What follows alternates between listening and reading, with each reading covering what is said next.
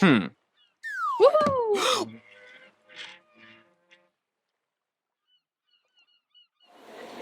So, we've been talking about political issues Yeah. through the lens of freedom. Yeah. I think because you originally identified that as a universal political value for human beings, is we like freedom. We're kind of into that. Yeah. That's a pretty ingrained thing. We've been looking at times, though, that where freedom might have to be curtailed to some degree. That's where the political questions come into play. Yeah. But the right to believe what you want, that's pretty fundamental.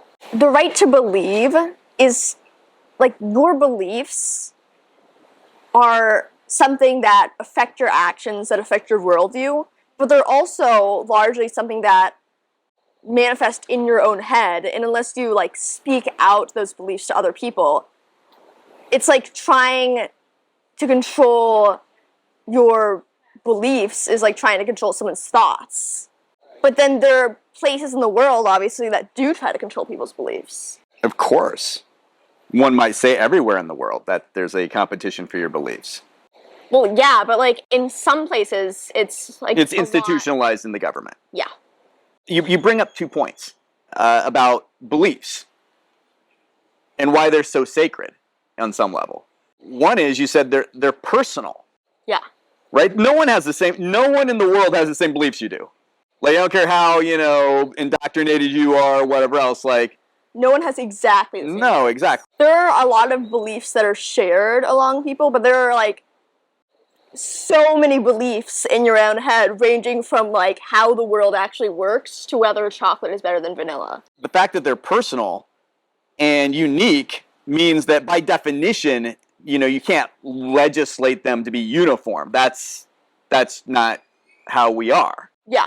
Right? That's fundamentally impossible, and even if it were possible, it would be deeply morally incorrect. Right, so our personal beliefs are important to us, and I think another word that comes into this, and I think that this ties into their importance, and it's something you've hinted at but didn't say explicitly. Beliefs define our identity. Yeah. Right? To some degree. Your beliefs are who you are. Exactly. So if your beliefs are challenged or they try to control your beliefs, literally they're, someone is coming after the core of who you are. Yeah, and that's why people get so defensive in arguments and stuff, because by challenging your beliefs, they're challenging you. But you also made another point. Beliefs are important because they affect our actions. Yeah. They control what you think is right or wrong to do, what you think you should do in a specific situation, what you think a specific situation is at all. Like, they influence your actions because they influence your worldview. They influence, like, how you perceive the world to be, whether some things be good or bad or something in between. They are who you are and how you know things. And so that controls, like, everything you do. Our beliefs are how we interpret the world, and that's deeply important for how we react to that world. Yeah. So we know that beliefs are deeply personal and private, and yet, if they don't control our actions, they're at least deeply foundational to our actions. Yes. And our actions are... very public. Public. That sounds like trouble to me. That sounds like we're going to have some disagreements politically around that particular little issue. Like, looking at a political lens and looking at it through, like, control, you could try to argue, oh, it's important to control beliefs because then actions are controlled too, and some actions are good and some actions are bad.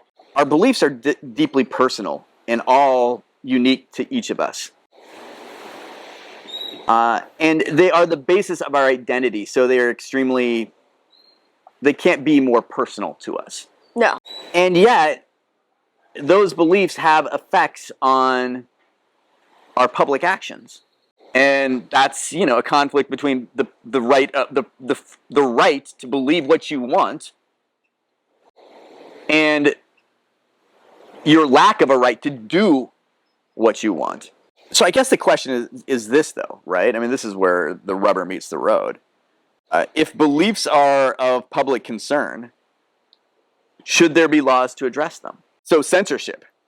Right? Number one. Censorship. Right? And it's relevant here in the US, it's relevant in the most restrictive countries, right? Yeah. There's different levels, right? So what about the public media? Should that ever be censored? I think that there's definitely something to be said about like freedom of speech spreading fake news around.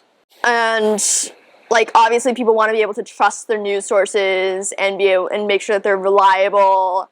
But honestly, I think that down that way, by trying to make sure that the news is saying true things, means that the government decides what is true and what is not, and that is a very dangerous place to be. I don't think that the public media should be relegated in any way with what it's allowed to say.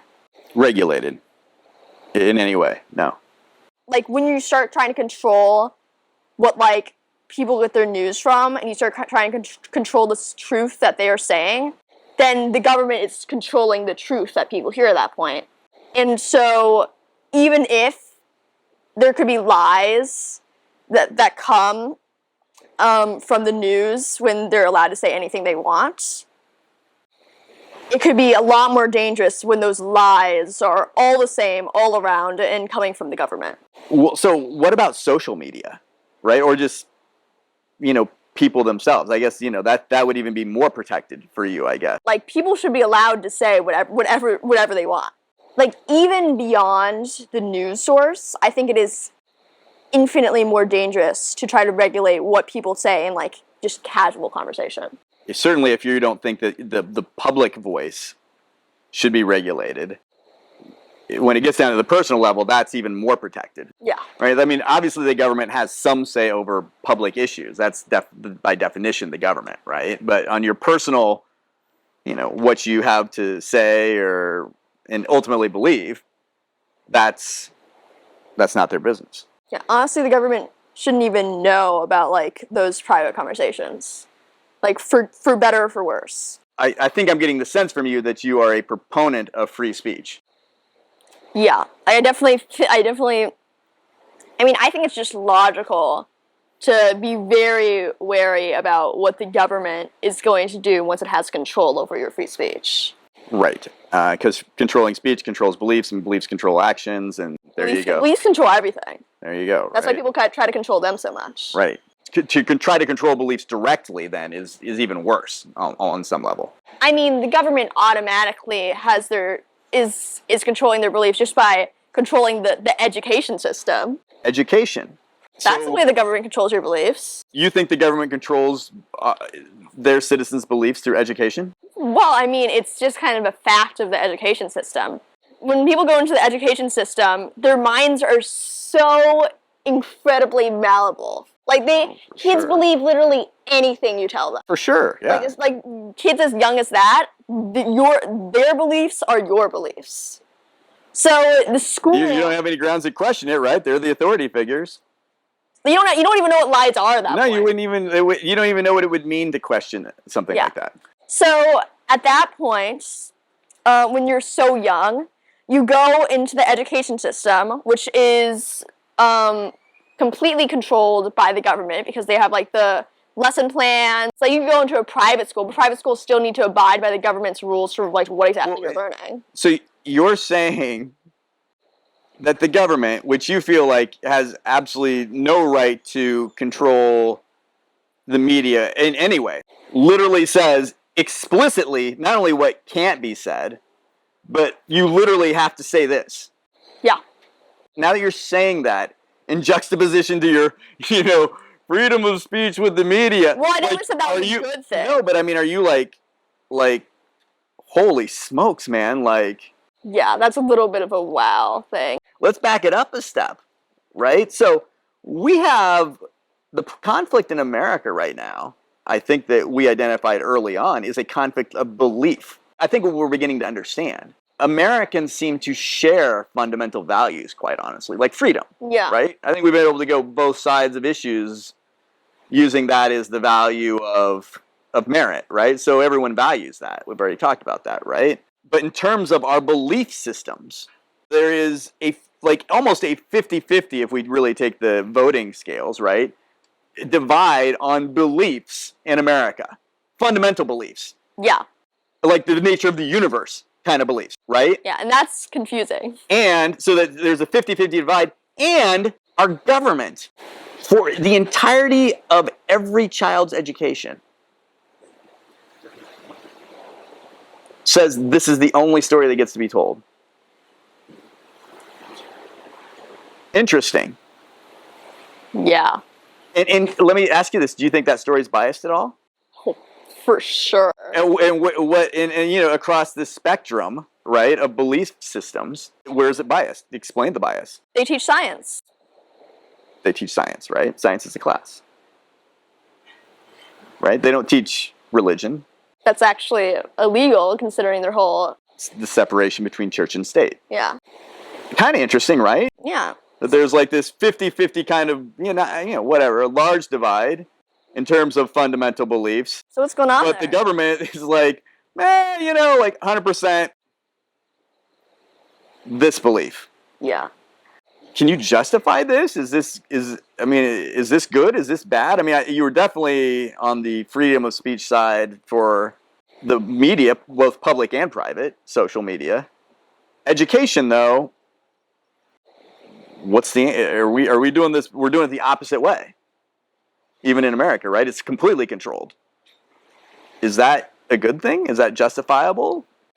On one hand, I'm like always skeptical of the government completely controlling something. Like especially when it's like so wildly impactful on people's beliefs at such a young age. But like on the other hand, this obviously does need to be regulated in some way so that everyone can learn basically the same thing.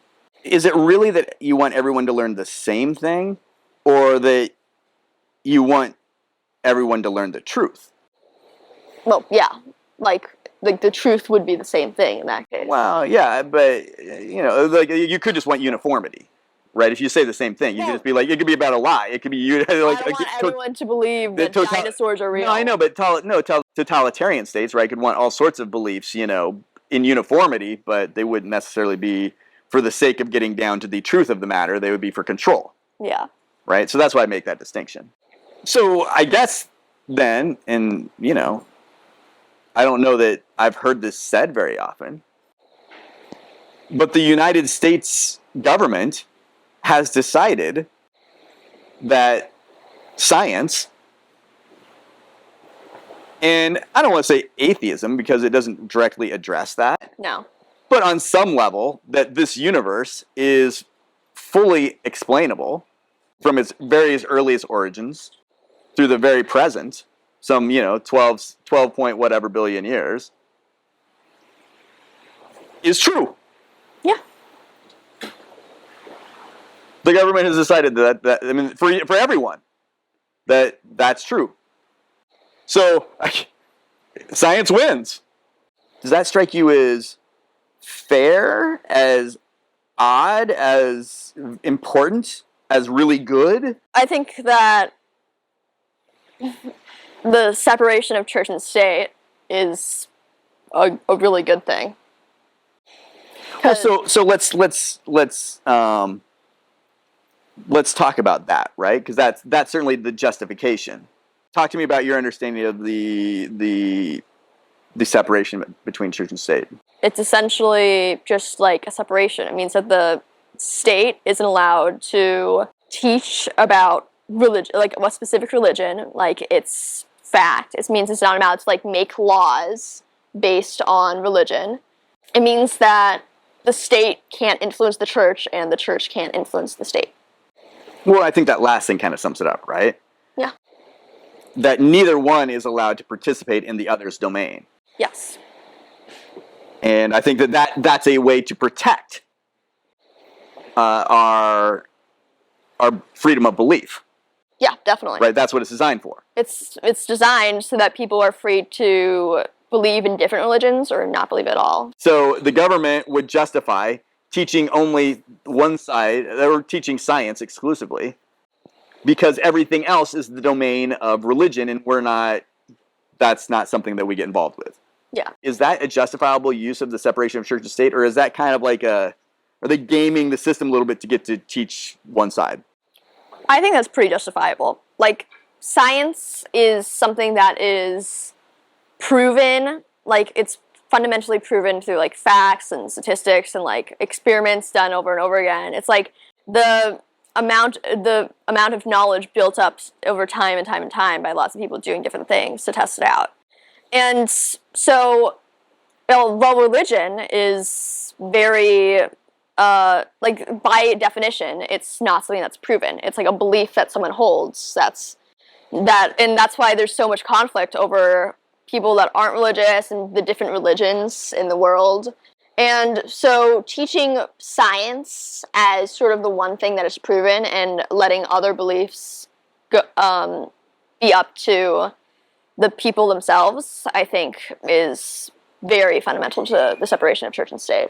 And so I think that another way to define this is that the American government mandates that you tell all children the story of what the data tells us. Yeah. Right? The best story that we've been able to come up with, given all of the data that we've collected. Essentially to tell children the truth. Right, but the point is, like, how we separate. Like, truth is a nebulous word, right? That word's not very useful at this point in our history, unfortunately, right? So what's different about it? And the fact is that it's based on stuff you can actually see and measure, and that we have measured.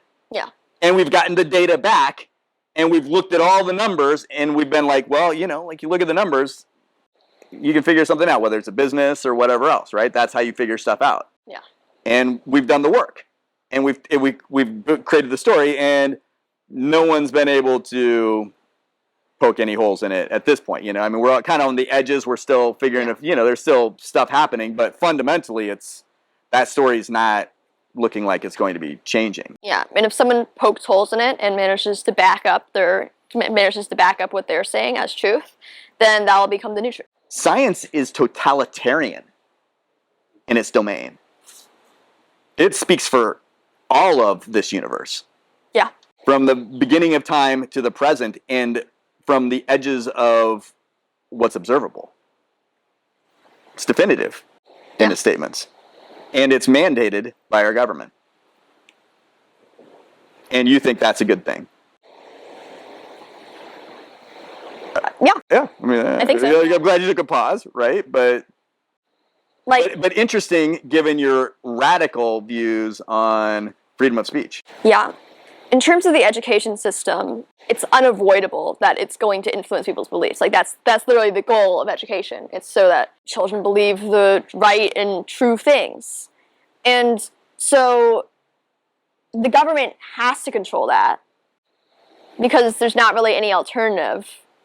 Because, like, it has to be the same. It has to tell children the truth as we know it. So even though I guess it's unfortunate that the government has such complete control over people's beliefs in this way, it's also a place where I think it's okay. We hope that you enjoyed that video, and if you did, please consider checking out the next one in the series. Or some of our other series on philosophy and life. We upload videos every Friday, so don't forget to like and subscribe. Like and subscribe. See you next week.